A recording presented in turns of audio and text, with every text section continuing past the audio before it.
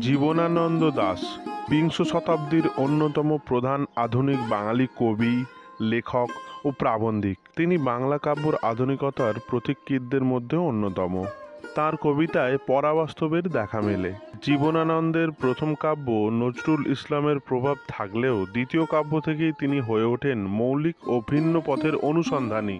অগ্রণী বাঙালি কবি ও উপন্যাসিক জীবনানন্দ দাশের ব্যক্তিগত জীবন ও মৃত্যু সম্পর্কে কিছু অজানা তথ্য আপনাদের সামনে তুলে ধরব ওল্ড গপ্প চ্যানেলের মাধ্যমে। ভিডিওটি সম্পূর্ণ দেখার অনুরোধ রইল।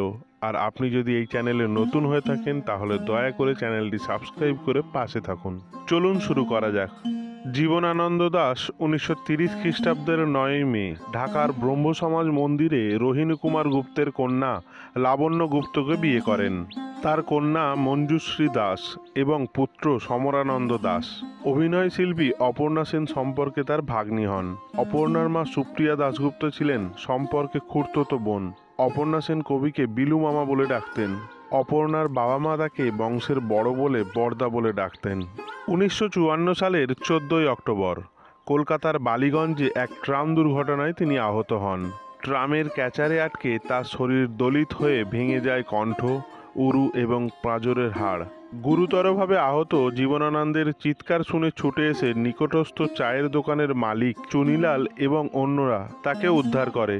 কবিকে ভর্তি করা হয় ভূতনাথ পণ্ডিত হাসপাতালে।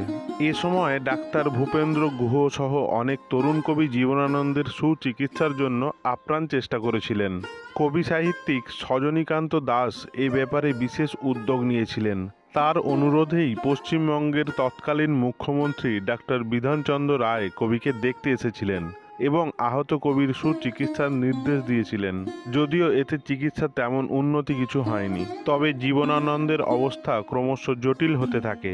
শেষ পর্যন্ত নিউমোনিয়ায় আক্রান্ত হয়ে পড়েন কবি। চিকিৎসক ও সেবিকার সকল প্রচেষ্টা বিফল করে 22 অক্টোবর 1954 সালে রাত্রি 11:35 কলকাতার শম্ভুনাথ পণ্ডিত হাসপাতালে তার মৃত্যু হয়। গবেষক ডক্টর ভূপেন্দ্র গুহ মনে করেন জাগতিক নিশ্চয়তা কবিকে মানসিকভাবে কাবু করেছিলেন। মৃত্যু চিন্তা কবির মাথায় দানা বেঁধেছিল। তিনি প্রায় ট্রাম দুর্ঘটনায় মৃত্যুর কথা ভাবতেন। গত 100 বছরে ট্রাম দুর্ঘটনায় কলকাতায় মৃত্যুর সংখ্যা মাত্র একটি। তিনি আর কেউ নন, কবি জীবনানন্দ দাশ।